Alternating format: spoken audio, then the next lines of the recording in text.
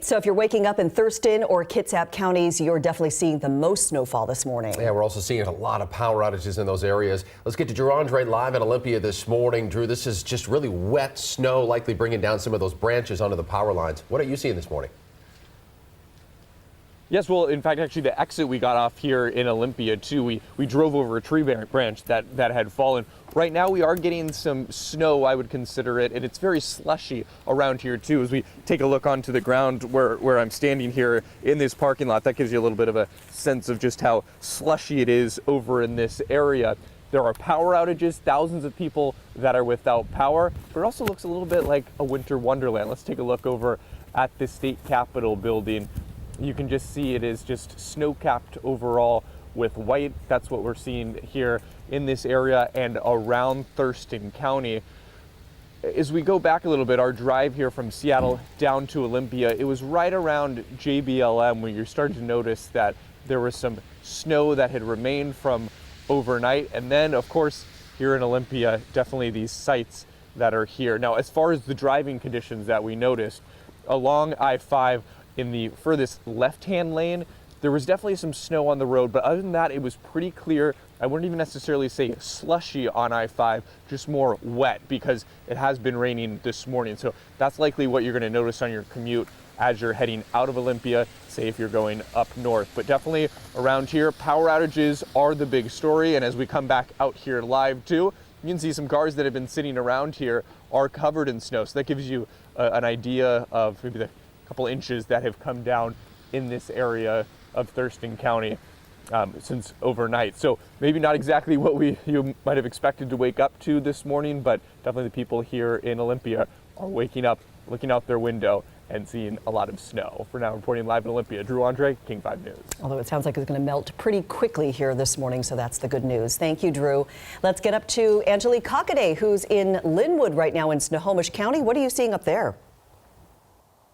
Well, Mimi, as you said, it's getting a little bit of washing away at this point. So we're in Linwood right now, as you said. And if you look on the ground here, it's very patchy. That's kind of what it's like throughout Linwood. On the left side here, you got green grass. And on the right side, you've got that light dusting of snow. But just a few miles away from here in Mount Lake Terrace, it was covered in snow. So it's patchy up here in Snohomish County, really depending on where you are. It can be green or it can be white. But the roads are definitely more wet than they are slushy at this point because the rain has been coming down for over an hour now. It's a light drizzle at this point, but if you're looking at your screen right now, we're pointing in the direction of 196th and 52nd, the main intersections are really fine. You're seeing all those cars going down that hill, approaching that big intersection there, and they're doing just fine. So not a lot to pay attention to in terms of road conditions. It's not too slick. It's just sort of wet. It's mostly that snow that's just going to be on